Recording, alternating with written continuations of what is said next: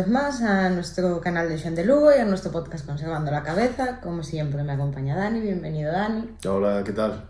Y hoy estamos aquí para hablar de un tema súper interesante que es el relativismo, ¿no? De todas las clases, el relativismo moral, el relativismo epistémico, qué viene siendo esto el relativismo y qué implicaciones tiene.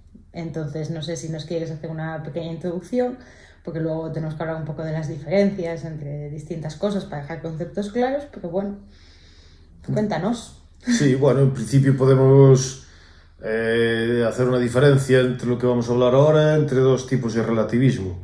Y el primero sería el relativismo epistémico y el segundo sería el relativismo moral. Entonces, el relativismo epistémico sería el relacionado con la idea de verdad y que la verdad es relativa, que no existe una verdad, digamos, objetiva que podamos descubrir, sino que es más bien dependiente de las ideas que o bien una determinada cultura o una determinada persona mantenga. Y esto no es idéntico, aunque está relacionado con el otro tipo de relativismo, que sería el relativismo moral. El relativismo moral diría que las cosas que están bien o mal, las ideas morales de las personas, pues que no son tampoco objetivas o que no existen de forma independiente a las personas, sino que son también dependientes o bien de la cultura o de los individuos o de las personas o de otras cuestiones.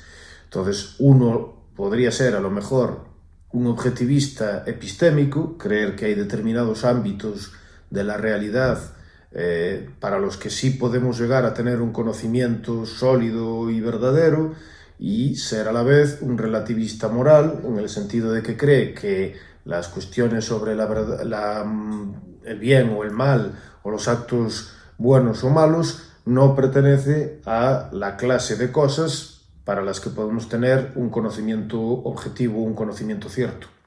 Entonces están relacionadas, pero no son idénticas. Y luego también hay otras diferencias que podemos hacer. Por ejemplo, cuando hablamos de relativismo, se puede distinguir, la primera distinción sería entre relativismo y absolutismo. Exacto, porque para tener claro primero qué es el relativismo, vamos a compararlo con otro tipo de términos y dejar claras ciertas cosas, como esta de primera. El relativismo vendría diciendo que una determinada proposición es verdadera de forma relacional, es decir, que la relación de la persona, de esa proposición con la persona que la mantiene es muy importante. Entonces, que determinadas proposiciones son verdaderas según tu cultura o según tu estado de ánimo o lo que sea. En cambio, un absolutista diría que hay determinadas verdades que son verdaderas para todos. Son verdades dependientes de quién las diga y de que se digan. Efectivamente, son verdades absolutas, son verdades en todos los casos y no dependen de cuestiones relacionales. Y luego otra diferencia, esta sería la diferencia entre relativismo y absolutismo. Habría otra diferencia entre objetivismo y subjetivismo. Entonces, el objetivismo diría que hay verdades objetivas que podemos conocer. Entonces también tiene una cierta relación con el absolutismo, aunque tampoco es exactamente, porque tú puedes decir una verdad objetiva es verdad para un conjunto de casos y puede modificarse en otro conjunto de casos diferentes. Entonces sería absoluta en este conjunto de casos, pero no sería absoluta para todos los casos. Sin embargo, seguiría siendo una verdad objetiva. Objetiva en este conjunto de casos, en este caso ya no sería una verdad, porque no se daría las circunstancias. Y ese objetivismo se contrapone con el subjetivismo. El subjetivismo diría que para que algo sea verdad no es algo externo, objetivo a nosotros, sino que es una cuestión interna, puramente personal. Entonces hay determinados ámbitos en los que el subjetivismo es perfectamente válido desde mi punto de vista, pero hay otros en los que no. Entonces, pues podemos hablar un poco también de este tipo de cuestiones. Pero fundamentalmente, la idea principal es que un relativista, sea del estilo que sea, no puede afirmar que tiene derechos de una forma coherente, consistente o que tenga sentido. Entonces, ningún libertario debería ser relativista desde mi punto de vista. Sí, pero vamos a hablar un poquito del por qué, ¿no? Porque al principio hacías la diferenciación entre relativismo epistémico y relativismo moral. Son dos cosas distintas y es muy importante diferenciarlas, entonces yo creo que si entramos un poquito más a explicar cada una podremos ir entendiendo también por qué se dice esto, ¿no? Porque ningún libertario debería ser de manera consecuente relativista.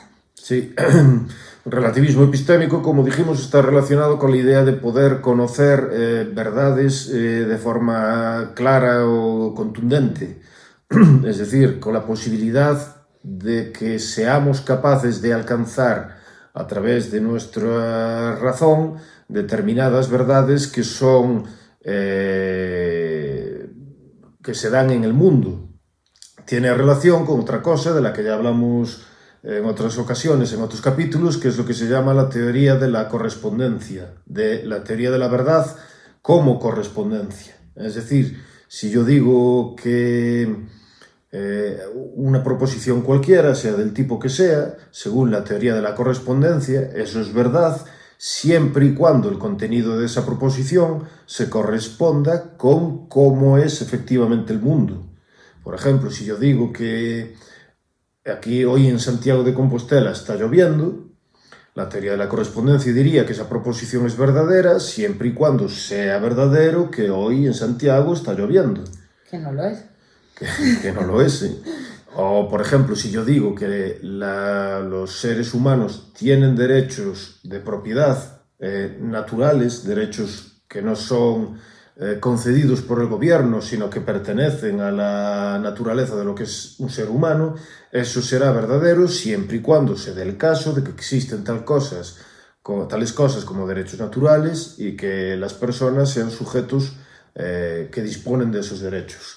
Básicamente es la idea de sentido común de la verdad, la idea que la mayor parte de la gente cuando actúa en el mundo pues concibe, y la idea que tradicionalmente se asoció con la idea de la verdad.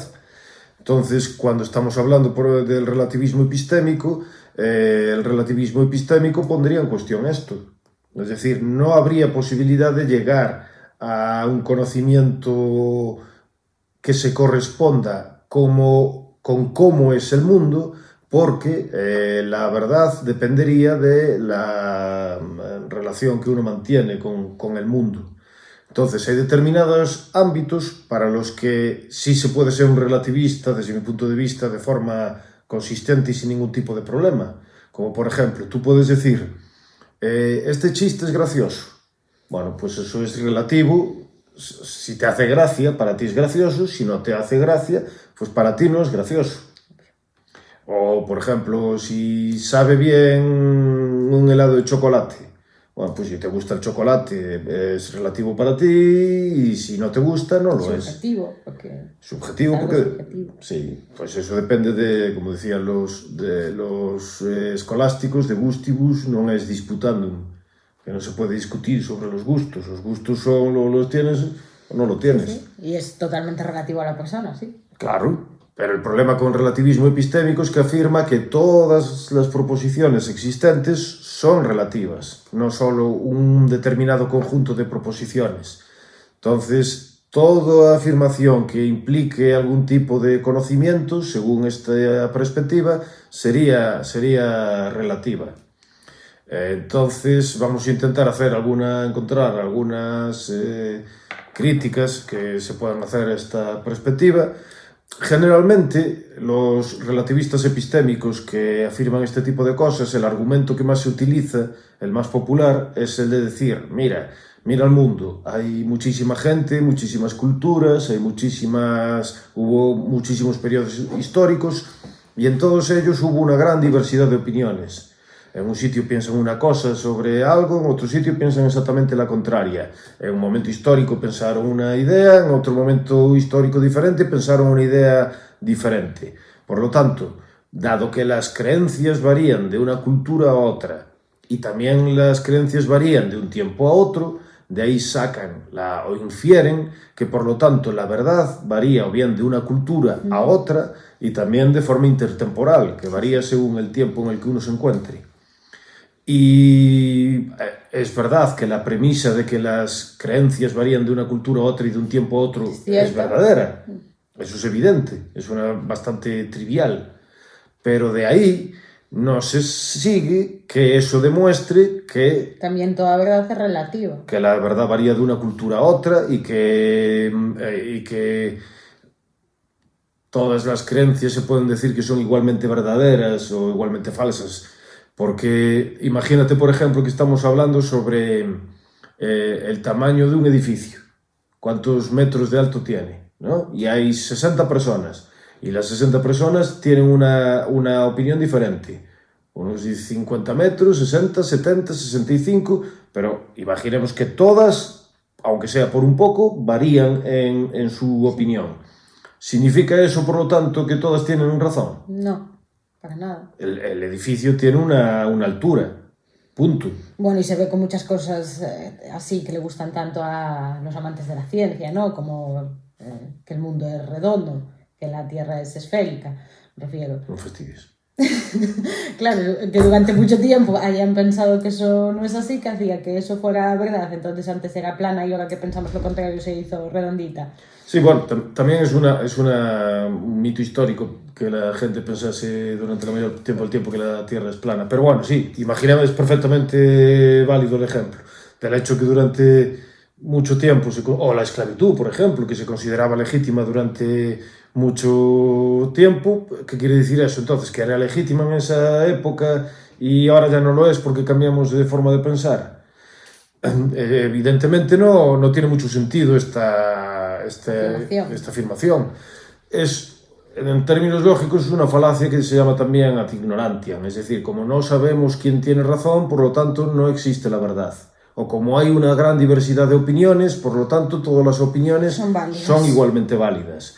Y de una cosa, del hecho de que muchos tengan opiniones diferentes, no se sigue que no exista una creencia que sea verdadera. Puede pasar que todas las creencias que mantienen todos esos individuos sean falsas, o puede pasar que alguno de ellos tenga una creencia verdadera y todos los demás tengan creencias falsas. Entonces, el mero hecho de afirmar la diversidad de creencias no se sigue absolutamente nada que apoye el relativismo. No. Y la motivación normalmente bueno, también habría una forma de intentar hacer que este argumento fuese lógicamente válido, que sería decir, por ejemplo, la primera premisa sería las creencias varían de cultura a cultura. La segunda premisa sería decir todas las creencias son verdaderas, y la tercera y la conclusión sería, por lo tanto, la verdad varía de cultura a cultura. Pero la segunda premisa es una chorrada. No todas las creencias son verdaderas. Todo el mundo debería estar de acuerdo en eso, porque todo el mundo puede saber que se equivocó en algún momento de su vida. Y no todas las creencias son verdaderas, porque, entre otras cosas, eso implicaría que la creencia que dice lo contrario tendría que ser también verdadera. Entonces llegamos a una contradicción lógica. Pero bueno, la motivación original para este tipo de relativismo normalmente es política. Está relacionada con la idea de la tolerancia. Entonces, Sí, bueno, porque es muy interesante el tema de la tolerancia, que es tan hablado y tan utilizado, ¿no? Ya, bueno, es una palabra yo creo que muy pervertida, pero en este contexto, lo que dices tú, tiene mucho contenido en el relativismo. De hecho, es probable que no podamos entender el concepto de la tolerancia así como se entiende de manera mainstream a día de hoy, sin entender el relativismo, ¿no? Pues la motivación original, como por ejemplo la idea de John Stuart Mill, era que si tú tienes una actitud así abierta hacia las innovaciones sociales o a los proyectos de vida o a los puntos de vista de otros, pues que vas a tender menos a oprimir a los demás o a utilizar la violencia para imponer tus creencias a los demás. Y que entonces siempre los que son relativistas, algunos relativistas creen que el relativismo promueve este tipo de actitudes. Que si tú eres relativista, entonces no vas a ir a romperle la cabeza a los demás con una porra para obligarles a comportarse o a tener las creencias que tú tienes. Y, en primer lugar, esto, en términos de relativismo epistémico, hay que decir que es un argumento muy malo, porque habla sobre las consecuencias sociales que tendría este punto de vista, pero no dice absolutamente nada sobre si este punto de vista es verdadero o no. Solo se refiere a que tendría consecuencias que tú concibes que son positivas, socialmente positivas. Pero ya entraríamos en un grave problema porque ¿cómo puedes concebir que estas consecuencias sociales son positivas si a la vez estás afirmando que no existen proposiciones epistémicamente objetivas? Tendrías que decir, estas consecuencias son socialmente positivas desde tu punto de vista, pero no desde el punto de vista de todos. Sino como una verdad evidente. Claro, no porque estarías diciendo que no existe tal cosa. Además, que se puede defender la idea de que tolerancia como no romper la cabeza a los demás diciendo que existen derechos objetivos. Por ejemplo, si tú dices que, como decimos nosotros, que la gente tiene derechos de propiedad y que no deben ser vulnerados o que aquel que los vulnere está cometiendo un crimen, entonces ya tienes un motivo para no vulnerar los derechos de los demás. Entonces, la idea de tolerancia como justificación suele ser una excusa que no, primero, epistémicamente no lleva a ningún lado, y normalmente se utiliza también como una excusa, o hay gente, no todos, pero hay algunos, que lo utilizan como una excusa también para justificar sus preferencias de tipo, digamos, cultural o de diversión. Sí. Y también para decir, como todo está bien, entonces no me critiques o no me juzgues, porque juzgar está muy mal, eres un nazi. Si juzgas a alguien, eres un nazi. Y bueno, pues... Además que como tú dices, no se sigue en ningún caso. No. Es decir, no necesariamente que algo te parezca mal y por lo tanto, en este sentido, no toleres esa idea o ese comportamiento, vayas a darle a alguien con una sartén o un bate, como dijiste tú, en la cabeza. Quiero decir, es otra vez otro salto lógico que hacen que no tiene ni pies ni cabeza. No, porque este punto de vista, uno de los problemas fundamentales del relativismo es su inconsistencia lógica. Si yo digo la afirmación, por ejemplo, de forma la más evidente, como que no existen verdades objetivas, cualquiera debería darse cuenta que esa propia afirmación es autocontradictoria. Porque si yo digo que no existen verdades objetivas... Eso no puede ser una verdad objetiva. Claro. Por consecuente, sí existen verdades objetivas. Claro, entonces se contradice a sí misma. Ahora bien, hay algunos que intentan escapar de esta inconsistencia refiriéndose a que el propio concepto de verdad es relativo. Entonces dicen, una determinada proposición puede ser verdad para mí, pero no es verdadera para ti.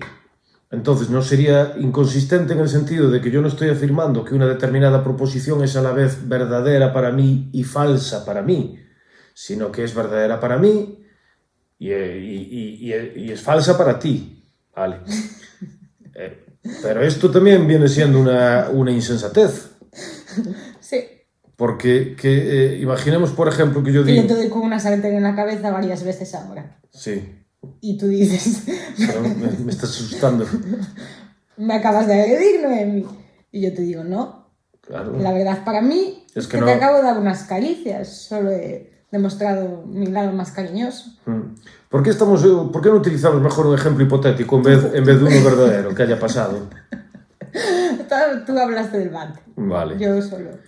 Pues efectivamente, tú podrías decir, no, yo no te... O bien yo no te pegué, no te agredí, sino que fueron unas caricias, o podrías decir siquiera que eso no pasó y que eso sería verdad para ti. Y para mí, yo diría, es verdad para mí que me rompiste la cabeza con una sartén. Y si el juez, el señor juez, que juzgue esto cuando yo te denuncie por haberme roto la cabeza con una sartén, si el juez tiene ese punto de vista relativista, dirá, pues es que no te puedo condenar porque es verdad para mí, para ti tampoco. También. O... Nos quedamos en un limbo. Sí, no tiene sentido, pero de hecho, si a mí me dice que yo no te puedo denunciar, yo no podría quejarme, porque no habría una manera de que efectivamente demostrase que objetivamente tú me agrediste, porque toda la verdad esa sería relativa. Claro. Pero además de las consecuencias que tendría es que es una posición también absurda. Pues si yo, por ejemplo, digo, absurda si lo intento afirmar para todo tipo de proposiciones, no para aquellas afirmaciones que dijimos que hablábamos al principio. Exactamente. Porque imagínate que yo digo, por ejemplo, esto es un ejemplo que utiliza Michael Humer en el libro Knowledge, Value and Reality. Yo digo, los gatos comen ratones. ¿Y qué quiere decir eso? Que eso es verdad para mí, pero es falso para ti. ¿Cómo puede ser que el gato coma ratones en relación con mi punto de vista? Pero no con el mío. ¿Cómo es que no hay un punto de vista objetivo sobre lo que come el gato? Externo a nosotros. Externo a nosotros. Porque no todas las proposiciones son de tipo relacional. O, por ejemplo, si yo digo, esta mesa es rectangular, ¿qué quiere decir que esta mesa es rectangular para mí, pero no para ti? O que no existe para mí esta mesa. Esa frase no tiene sentido, porque cuando uno habla de verdad, se está refiriendo a algo que existe en el mundo y que puede descubrir en el mundo. Entonces, esa frase, o bien tiene un sentido puramente trivial, al decir, cuando yo digo, esta es mi verdad, la frase esa que nadie debería decir, que por favor no le digo a nadie que no, me es que diga. eso solo puede ser relativo, repito, o sea, repetimos, a las emociones, a un contexto personal pues eso, pues yo puedo decir, ahora me siento mal, y es verdad, y es mi verdad, y es relativa a cómo yo me siento solo y exclusivamente. Si quieres decir eso, pero entonces es verdad que tú te sientes mal. Exacto. Es verdad, ¿no? Aunque esa verdad sea solo relativa. Es relativa como tú te sientes, porque estás hablando de algo que solo te afecta a ti o que te afecta, que se relaciona con un estado tuyo, con un estado mental tuyo. Pero es verdad que tú te sientes mal. Exacto. Pero decir mi verdad es una frase que no tiene sentido. Es una frase que con mucho puede decir eso. Yo creo esto. Es una forma de traducir esto. Estas son mis creencias, yo creo esto, yo afirmo tal cosa. Pero no puede querer decir esto es verdad para mí y es falso para ti. Entonces, si tú quieres decir con eso, mi verdad, quieres decir esto es lo que yo afirmo, entonces el relativismo epistémico sería una trivialidad. Simplemente diría que las creencias de la gente son las creencias de la gente, pero no diría nada sobre el estatus ontológico de esas creencias, sobre si son verdaderas o falsas. Y si tú quieres afirmar que son verdad para mí, verdad para ti, no tiene sentido, es una proposición completamente absurda. Inútil, sí. Y por lo tanto, si uno afirma este tipo de relativismo, desincentiva en general la búsqueda de la verdad, porque si no existe algo que sea verdadero de forma objetiva, ¿para qué me voy a poner a estudiar? ¿Para qué voy a ponerme a investigar? ¿Voy a sufrir si cualquier cosa que afirme es tan verdadera como cualquier otra? Y de la misma forma, también puede promover la intolerancia y la opresión, porque si es verdad que no hay fundamentos objetivos para decir que oprimir a otros está mal, nadie puede criticarme si yo me pongo a romperle la cabeza a los demás. Nadie puede criticarme de una forma objetiva, es decir, no tengo fundamentos para decir que yo esté haciendo algo objetivamente mal. Entonces, también puede promover la intolerancia o puede promover la opresión. Sí, porque lo que hizo Hitler o Stalin estaría Y eso nos lleva relativamente bien. Que eso nos lleva al siguiente punto del que íbamos a hablar, que es sobre la idea del relativismo moral. Que diferenciado del anterior, pero sigue teniendo unas implicaciones muy serias, y también el tema del libertarismo y de todo esto. Vamos allá. Sí, pues en la idea del relativismo moral ya se circunscribiría aquellas cosas relacionadas con lo que está bien o con lo que está mal. ¿Qué acciones son moralmente permisibles o son moralmente repugnantes? E incluso, dentro de una parte de la moral, la relacionada con los derechos. Porque una vez más hay que recordar, no solo desde el punto de vista de libertarios como Rothbard o Hoppe o David Gordon o Gary o Gerard Casey, sino también desde el punto de vista de la filosofía moral desde prácticamente todas las épocas de la historia, o por lo menos en Occidente, hasta hace relativamente poco. La cuestión de los derechos o de la propiedad privada o de de lo que se puede, cuándo se puede utilizar la violencia o cuándo no, era una parte de la filosofía moral. Es la parte relacionada con el uso de la violencia legítima. No se metería en otro tipo de cuestiones, pero sí diría que una parte de el análisis sistemático de la moral se refiere a cuando uno puede legítimamente utilizar la violencia, que para el caso de los libertarios como Rothbard o como Hoppe sería cuando te estás defendiendo, es decir, cuando alguien intenta agredir tus derechos de propiedad. Alguien podría decir, por ejemplo, que los derechos entonces, que no estar en contra de este punto de vista y decir que los derechos no forman parte de la moral. Sería un punto de vista más o menos extraño, pero en cualquier caso, si alguien dice semejante cosa, que los derechos no forman parte de la moral y son otra cosa diferente, entonces, aunque se pudiese utilizar la violencia para evitar que alguien vulnerase los derechos, nadie podría decir nunca jamás que está mal que alguien vulnere los derechos, porque entonces ya estarías utilizando criterios morales para hablar de algo que supuestamente está fuera de la moral. Entonces ahora aquí nos vamos a referir únicamente a esa idea, incluso no nos vamos a meter, yo estoy en contra, yo creo que la idea de los derechos forma parte también de la filosofía moral, pero incluso aunque no fuese, no se podría hacer ningún tipo de crítica sobre que está mal o bien robar, asesinar, violar, si la idea de los derechos estuviese por fuera de la moral. Bueno, entonces, en la cuestión del relativismo moral hay muchos puntos de vista, pero vamos a referirnos, por ejemplo, a 4 grandes puntos de vista. Por un lado está la idea del objetivismo moral, que diría que hay cosas que son moralmente objetivas y que las podemos ver y que no dependen de circunstancias de tiempo, de espacio o de cultura.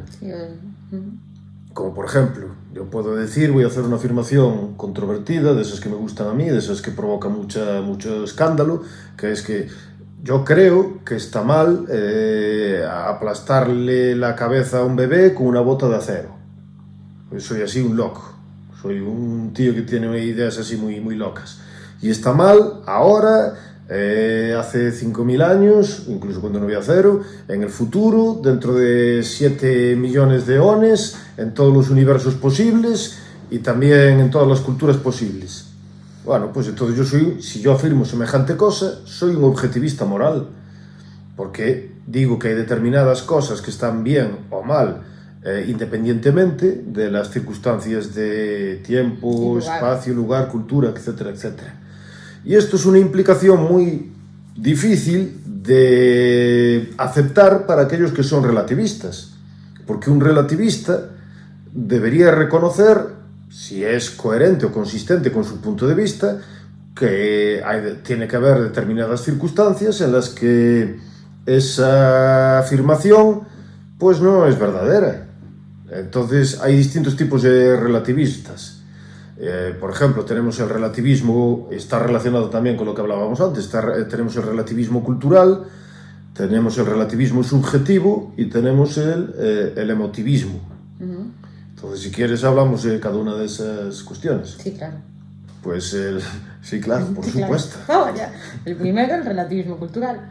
El relativismo cultural es el que dice que la moral, el bien o el mal, depende de las distintas culturas. Entonces, si tú tienes una cultura que dice que la poligamia está bien, pues entonces para esa cultura la poligamia está bien. Si tienes otra cultura que dice que la poligamia está mal, pues entonces para esa cultura la poligamia está mal. Si tienes una cultura que dice que el sacrificio humano a los dioses está bien, entonces los sacrificios humanos a los dioses están bien para esa cultura. Y si dices otra que está mal, entonces está mal para esa cultura. Sí, vamos, pero que no hay algo que objetivamente fuera de eso pueda decir. Que depende de las tradiciones culturales. Que sí depende de la cultura, del tiempo y lugar. Efectivamente. Entonces, esta idea pues lleva a cuestiones muy difíciles de aceptar para la gente y tiene muchos problemas. En primer lugar, también es una inferencia lógica mal realizada. Una vez más, volvemos a decir lo mismo. Del hecho de que haya distintas culturas que tienen distintas ideas morales, no se sigue que todas y ellas o que ninguna de ellas sea la correcta. Tú tienes que demostrarlo de alguna otra forma, pero simplemente demostrando que hay muchas culturas con ideas diferentes, no estás diciendo nada sobre el contenido moral o sobre la verdad de las proposiciones morales de ninguna de esas culturas. Se puede ver muy fácil con cualquier ejemplo tonto, ¿no? Por ejemplo, si ahora en esta mesa fuésemos 6 y los 6 tuviéramos una venda en los ojos y en el centro hubiese una taza preciosa de Joan de Lugo, todos podríamos decir que la taza no está ahí, que no significaría que la taza no estuviese, o sea, si cada uno fuese una cultura, ¿no? Sí. No se sigue en ningún caso. Sí, o como el ejemplo este que se suele decir de 3 ciegos que tocan un elefante, entonces intentan describir al elefante y uno dice que es como una serpiente porque le tocó la trompa, otro dice que es como otro bicho porque le toca otra parte diferente del cuerpo.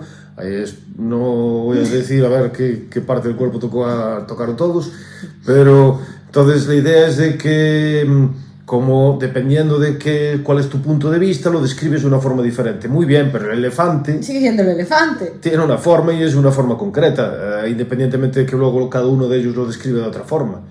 Entonces, en el caso de las culturas, pues pasa lo mismo. Además, también hay problemas como, por ejemplo, es mentira que la mayor parte de las culturas tienen ideas completamente diferentes sobre cuestiones morales.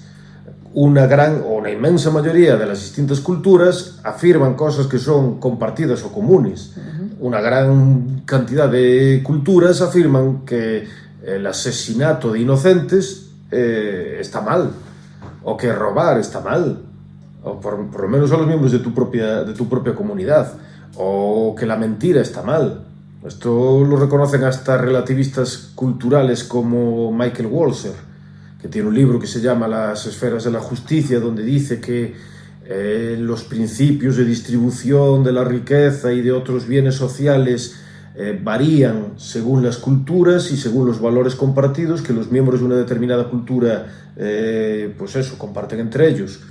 Y sin embargo él se vio forzado a decir que es verdad que la mayor parte de las culturas tienen lo que él denomina una moralidad tenue, una moralidad así delgada, es decir, que reconocen todos o una gran parte de ellos que el asesinato está mal, el robo está mal. Entonces variaría lo que él llama los principios morales densos o más complicados. Pero eso sería otro problema, porque si tú tienes muchas culturas en las que determinadas cosas, como por ejemplo robar o asesinar, se reconocen sistemáticamente como malas, entonces parece como que es un argumento en contra de esa idea del relativismo cultural.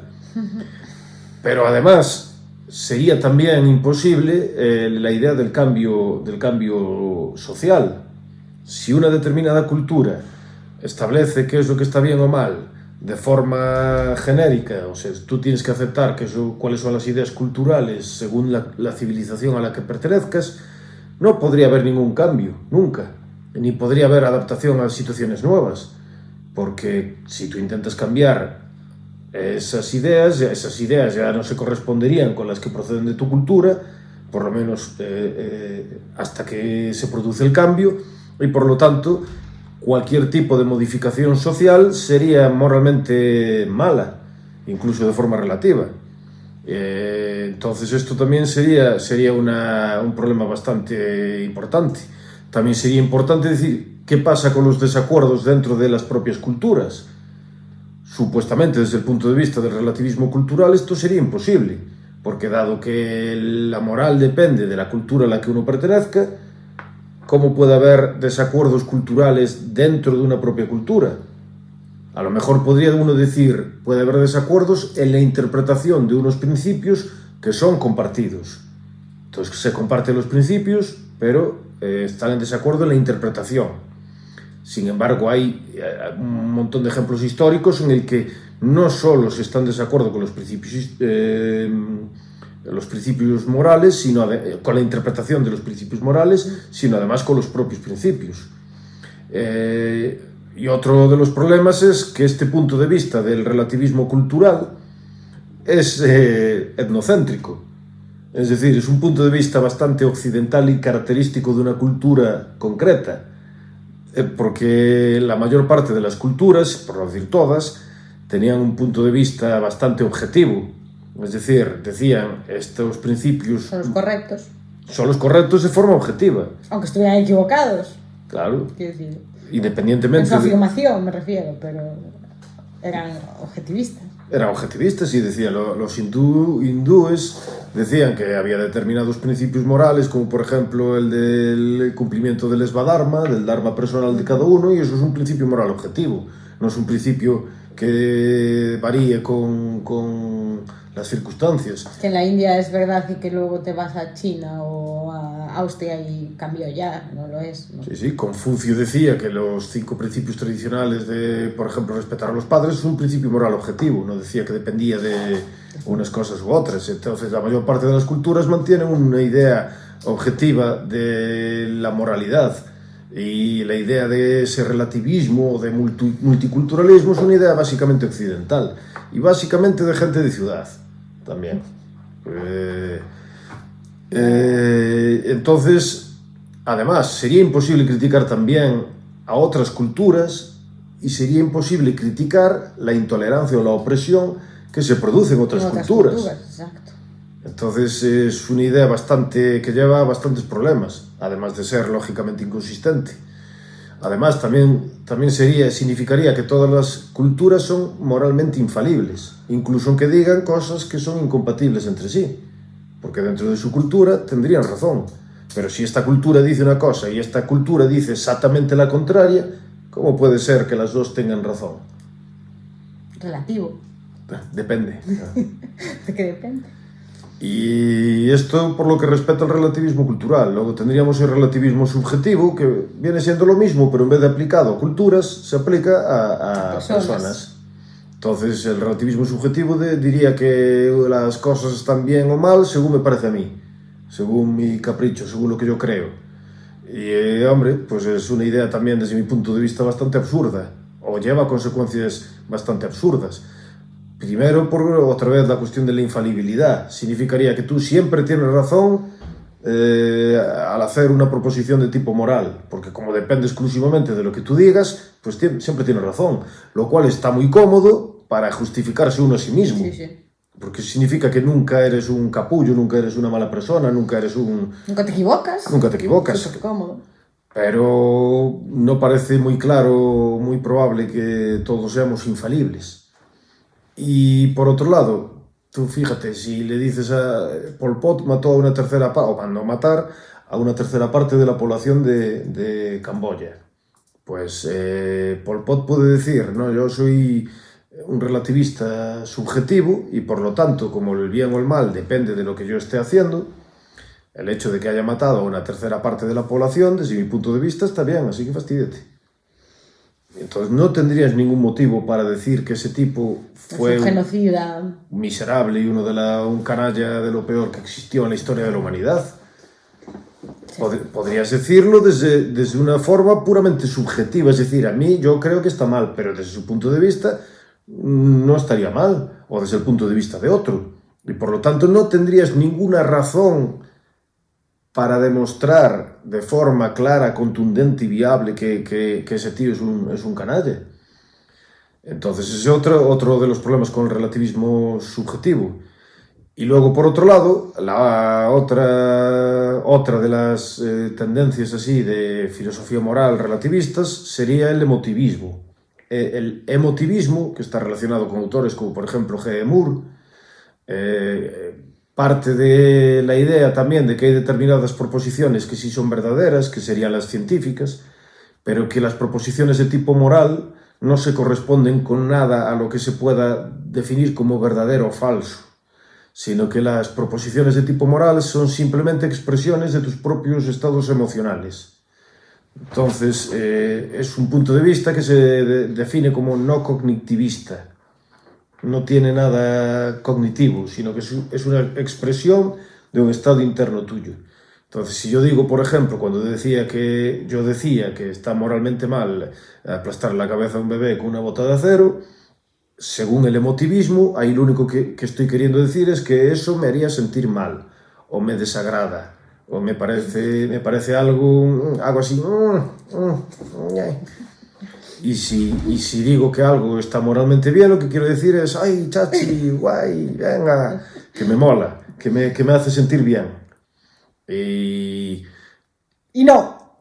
Hombre, pues no, entre otras cosas, por todas las cuestiones relacionadas con las inconsistencias lógicas de las que estuvimos hablando, pero además, fíjate también a dónde lleva este punto de vista. Básicamente, si yo intento convencerte a ti de algo moralmente, lo que quiero decir es que solo te voy a persuadir.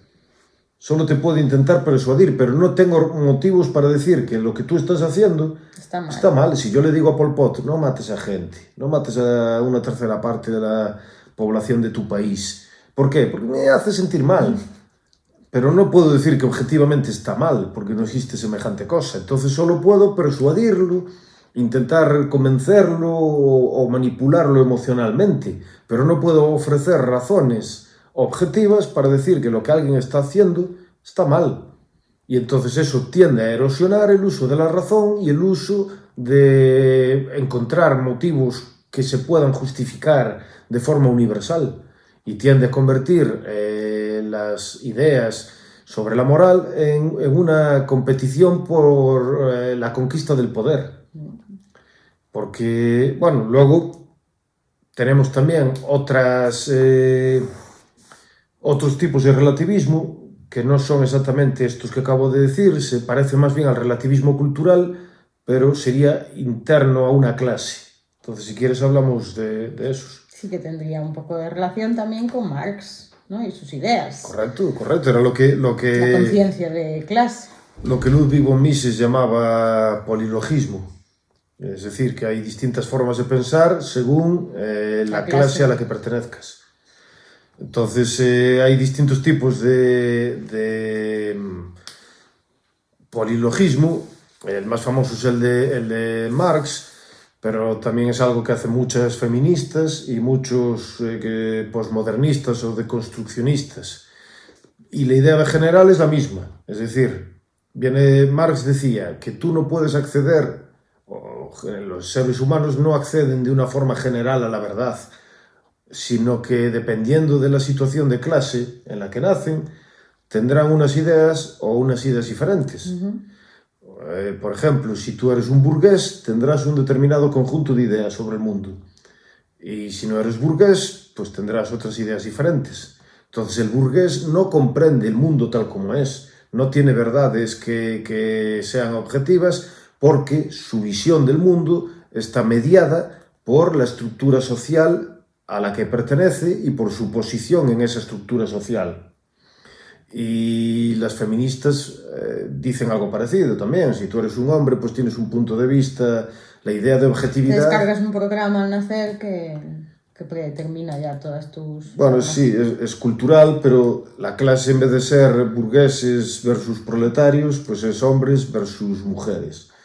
O los deconstruccionistas dirían que pues, podemos construir socialmente y según la construcción social en la que tú estés tienes un punto de vista determinado, y si estás en otra construcción social diferente, pues tienes un punto de vista diferente. Y aparte de las ideas, otra vez, de inconsistencia, porque esto querría decir, por ejemplo, Marx era un burgués. ¿Cómo demonios llegó Marx a descubrir la teoría marxista si él tenía que estar defendiendo ideas que defienden los privilegios de su clase? Lo cual sería simpático, sería decir que el marxismo es una versión que el capitalismo hace para defenderse a sí mismo. Marx tenía la gnosis. Bueno, eso es verdad. La única posibilidad es que Marx es como una especie de profeta y que adquiere un conocimiento por encima del resto de los mortales. Pero luego hay otra crítica, que es la que hace David Stove a este tipo de puntos de vista. Y David Stove, un libro que se llama Against the Idols of the Age, pues dice, la frase de que, o sea, lo que hace Marx significa que solo podemos, que nuestro pensamiento está condicionado por las formas sociales de nuestro pensamiento. Entonces, No pensamos de forma objetiva, sino que no, estamos condicionados. Entonces, esto se puede interpretar de dos formas diferentes. Una sería trivial, es decir, no diría nada, y la otra sería, habría que poner la prueba. Entonces, yo puedo decir, por ejemplo, que yo estoy condicionado por la forma de pensar en el sentido que lo que yo creo es lo que yo creo. Las ideas que yo tengo son las ideas que yo tengo. Qué bien. Por ejemplo, si yo me crié en Galicia, pues tengo ideas que son... están influidas por la cultura gallega. Y como yo me crié en Galicia, pues son las ideas que yo tengo. Muy bien. Pero entonces estás diciendo nada. Lo único que estás diciendo es que lo que tú crees es lo que tú crees. Eso es verdadero, pero es trivial. No te estás diciendo... Vacío, ¿no? Sí, no te está diciendo nada muy importante. Y luego podría decir que lo que yo creo no tiene contacto con la verdad objetiva. Eso sería el segundo punto de vista. Pero entonces, esto es un criterio o una afirmación que hay que poner a prueba. No basta simplemente con decirla.